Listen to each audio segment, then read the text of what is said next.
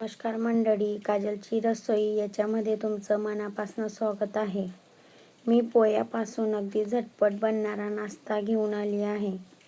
तुम्ही पाहू शकता, मी 1 वाटी पोहे मिक्सरच्या भांड्यात टाकून त्याला बारीक असं दळून घेतलं आहे. आता मी त्याच्यात बारीक कट करून कच्चा बटाटा टाकत आहे. त्याच्यात अर्धा वाटी दही, थोडंसं पाणी टाकून त्याला मिक्सरमध्ये दळून घ्यायचं आहे. छान बारीक असं दळून गेलं म्हणजे त्याला एका भांड्यात काढून घ्यायचं आहे. आता आपल्याला त्याच्यात अर्धा वाटी रवा, बारीक कट केलेला टोमॅटो, शिमला मिरची, कांदा, कोथिंबीर टाकून त्याला छान असं थोडं थोडं पाणी टाकून फेटून घ्यायचं आहे. मग आता मी त्याच्यात बारीक मिरची टाकली आहे. लहान मुलं खात असतील तर तुम्ही नाही टाकली तरी चालेल. मग मी त्याच्यात आता 1 चम्मच चिली फ्लेक्स, थोडासा चाट मसाला आणि चवीपुरतं मीठ घालून त्याला पण छान असं फेटून घेतलं आहे.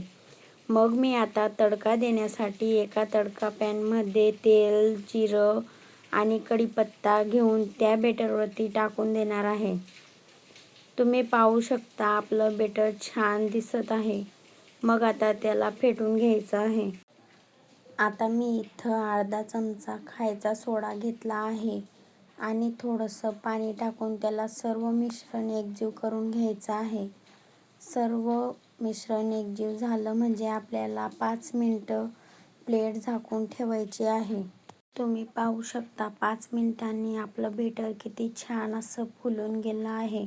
आता मी एकाकडे गॅसवरती डोसाचा तवा ठेवत आहे. त्या तव्यावरती आपल्याला थोडंसं तेल टाकायचं आहे. तेल टाकून झाल्यावरती मी त्याच्यात थोडीशी पांढरी तीळ घालत आहे. पांढरी तीळ घातली म्हणजे आपल्या नाश्त्याला चव खूप छान येते. मग आता आपल्याला ते बेटर त्या तीळवरती टाकून द्यायचं आहे. आपल्याला जास्त मोठं असं करायचं नाही.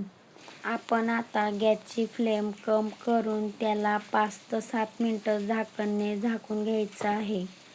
तुम्ही पाहू शकता आता आपली एक साईड मस्त छान बनून गेली आहे. आता आपल्याला दुसरी साईड पलटी मारून घ्यायची आहे.